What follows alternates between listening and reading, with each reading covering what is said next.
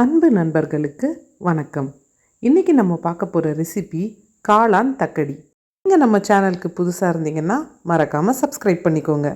ஒரு heavy bottom கடாயில் 2 table spoon எண்ணெய் சேர்த்துக்கோங்க. எண்ணெய் சூடானோடனே 1/2 டீஸ்பூன் சோம்பு சேர்த்து அது பொரிஞ்ச உடனே பொடியாக நறுக்கி வச்சுருக்கிற 2 பெரிய வெங்காயத்தை சேர்த்துக்கோங்க. வெங்காயம் சீக்கிரம் வேகணுன்றதுக்காக நான் இதில் ஏற்கனவே 1 டீஸ்பூன் உப்பு சேர்த்துட்டேன். இதோட நீங்கள் இடித்து வச்ச இஞ்சி பூண்டு விழுது 1 டீஸ்பூன் சேர்த்துக்கோங்க.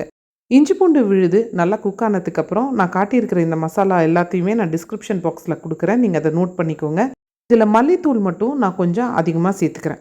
மசாலா தீயாமல் எல்லாத்துலேயும் நல்லா கலந்து விட்டுருங்க.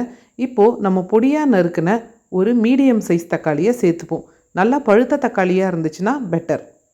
மசாலாலாம் நல்லா குக் ஆகணுன்றதுக்காக நான் 1/4 கப் தண்ணி மட்டும் சேர்த்து இதை நல்லா வேக வச்சு எடுத்துக்கிறேன். இது நல்லா இந்த தண்ணியெல்லாம் ட்ரை ஆனதுக்கப்புறம் நம்ம எடுத்து வச்சுருக்கிற மஷ்ரூம் போட்டுக்கலாம். நீங்கள் எந்த மஷ்ரூம் வேணாலும் சேர்த்துக்கலாம். பட்டன் மஷ்ரூமும் ஓகே, இல்லைன்னா ஆயிஸ்டர் மஷ்ரூமும் இதுக்கு ரொம்ப நல்லாயிருக்கும். காளான் நல்லா சுருண்டு வந்ததுக்கப்புறம் இதில் 6 கப் தேங்காய் பால் நான் சேர்த்துக்கிறேன். அரை மூடி தேங்காயில் 6 கப் தண்ணி சேர்த்து நான் தேங்காய் பால் ரெடி பண்ணி எடுத்து வச்சுக்கிட்டேன். இப்போ இந்த டிஷ்ஷோட முக்கியமான இன்க்ரீடியண்ட்டே தேங்காய் பால் தான். இந்த டிஷ்ஷு மைல்டாக சூப் மாதிரி இருக்கும், அதுக்காக ரொம்ப தண்ணியாக இருக்காது.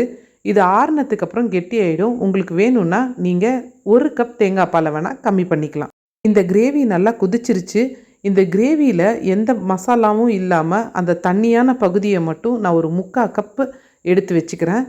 இந்த தனியாக எடுத்து வச்சுருக்கிற கிரேவியை நம்ம என்ன செய்ய போகிறோன்னா, 1 கப் அரிசி மாவு, நம்ம இடியாப்பத்துக்கு பயன்படுத்துவோம் இல்லையா, அந்த அரிசி மாவில் நம்ம கொஞ்சம் கொஞ்சமாக சேர்த்து பிசைஞ்சிக்க போகிறோம். அந்த அரிசி மாவை உங்களுக்கு பிடிச்ச ஷேப்பில் நீங்கள் ரெடி பண்ணிக்கலாம்.